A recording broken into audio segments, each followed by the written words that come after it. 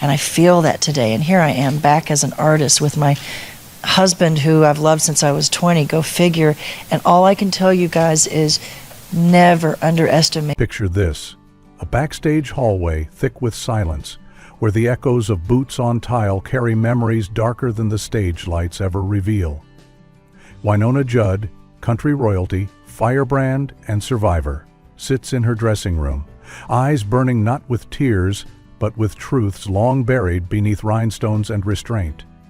Tonight, she isn't singing about heartbreak. She's naming the names that caused it. The first storm she recalls? Vince Gill.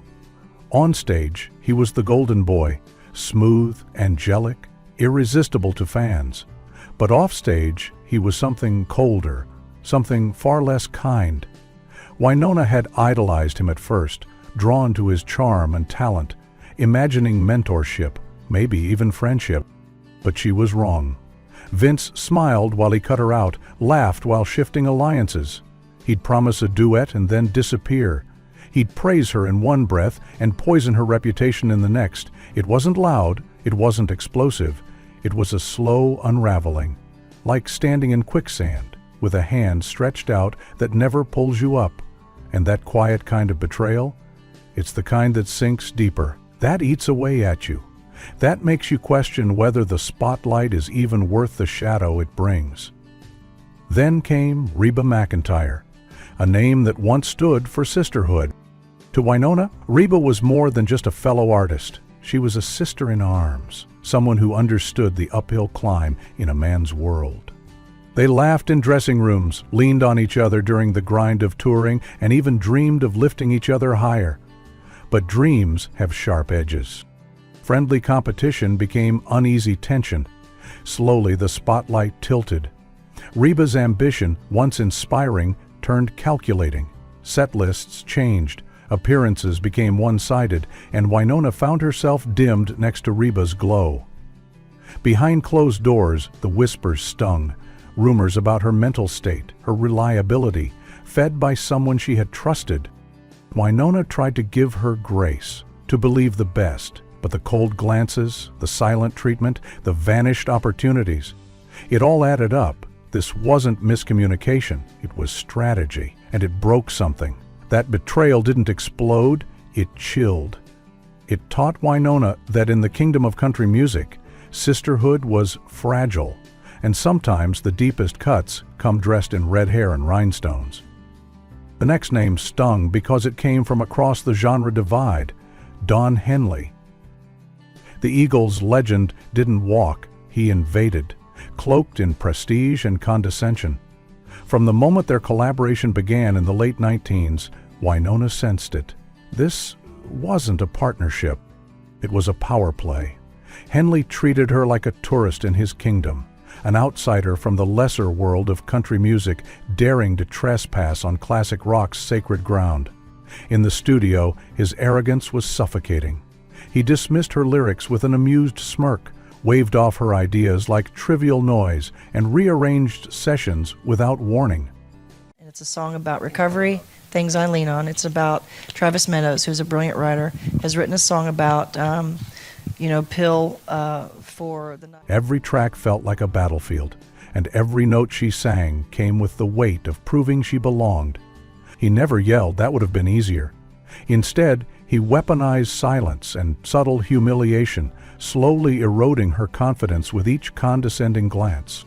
She'd walk out of those sessions shaken, second-guessing her voice, her presence, her worth. For Wynonna, who had fought tooth and nail for her place in the industry, Henley's treatment was more than disrespect. It was a ghost that lingered long after the music stopped, a quiet, persistent ache that made her question what it had all been for. That experience didn't just bruise her, it haunted her, because betrayal from the outside is one thing, but betrayal from someone you once admired, that carves deeper than most wounds ever heal. Then came Dwight Yokum, slick, sharp-tongued, and impossible to read. Their chemistry on stage was electric, two stars colliding in rhythm and sound, but what the audience never saw was the cold war waged behind the scenes. Dwight, with his carefully crafted, cool and calculated smirk, was not the charming rebel many thought. To Wynonna, he became a slow-burn tormentor. He'd manipulate set lists at the last minute, ensuring she had less time to shine. Interviews would come and go, where he'd speak over her, drown her thoughts in his swagger, and steal the narrative.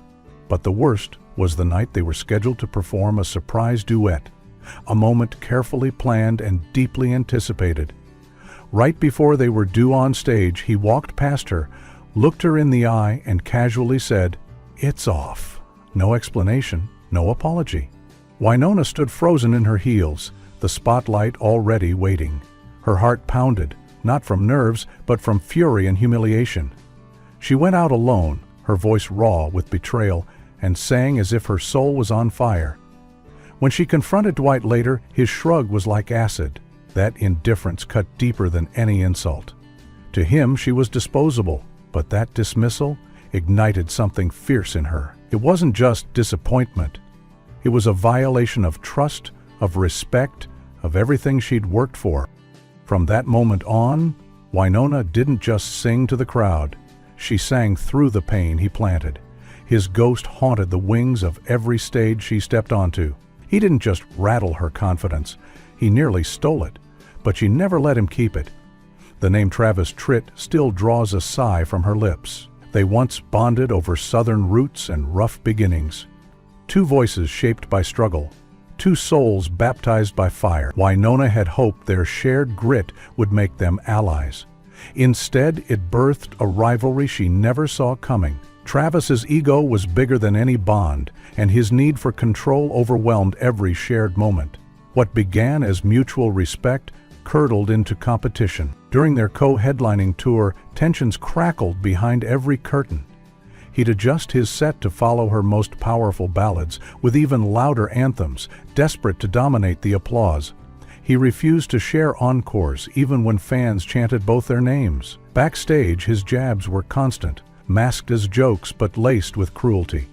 Once, in a green room full of crew, he laughed about her weight, knowing full well how deeply she'd struggled with body image. The laughter that followed felt like knives.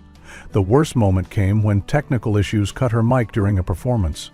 Instead of stepping in to support her or cover the silence with grace, Travis used it as ammunition, publicly blaming her in an interview the next day, calling it typical diva drama. She was humiliated, blindsided by the betrayal. But she didn't scream or spiral. She did what she'd always done. She walked back on stage the next night and delivered the kind of performance that made people forget anything he'd said. She didn't need to out-talk him. Her voice was louder than any headline, her presence more powerful than his pride. In the end, Travis didn't just betray her professionally, he shattered the illusion of camaraderie. And Wynonna never forgot it. And then came the heartbreak from within. Ashley Judd, Wynonna's own sister, her blood, her shadow. The bond between them was once unshakable. A sisterhood forged in childhood harmonies and the quiet corners of stage wings. But as the spotlight grew wider, so did the space between them. Fame turned their differences into daggers, jealousy into judgment. Ashley's meteoric rise in Hollywood cast long shadows over Wynonna's place in country music. Red carpets that should have united them instead split them apart. Magazine covers became silent battlegrounds. Wynonna, who had always felt like the older protector, now felt unseen, unheard, overshadowed by the sister she once carried through storms. Family dinners turned icy, words turned into weapons. Ashley's polished image clashed violently with Wynonna's raw truth. They were two women born of the same fire, but burning in opposite directions. And no matter how many times they tried to mend the wounds, pride and pain always pulled the stitches apart. But the deepest cut wasn't the jealousy.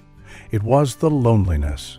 Because through every interview, Barb, every awkward silence on camera, Wynonna still loved her, still wanted her sister back, still hoped for a day when applause didn't divide them. There was no one Wynonna wanted to love more or felt more wounded by. And finally, the name she's most hesitant to say, Garth Brooks. To the world, he's country's golden boy, a larger-than-life figure who shattered records and redefined stardom. But to Wynonna, he was the quiet thunder that struck hardest.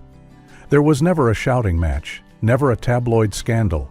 Instead, there was something far colder: silence, maneuvering, and shadows behind the curtain. She had once admired him. She had once even defended him. But admiration turned to bitterness when she learned what he did when no one was watching. When she was poised to headline one of the biggest award shows of her career, it was Garth who stepped in behind the scenes and whispered doubt into the right ears. Claimed she wasn't mainstream enough, not safe enough. And he didn't even tell her to her face. She learned the truth weeks later, through whispers, not warnings. It wasn't a war, it was a quiet assassination of confidence. And it left her questioning everything she had built. It wasn't just professional sabotage, it was personal hypocrisy. He played the humble superstar on camera, but Wynonna saw through it.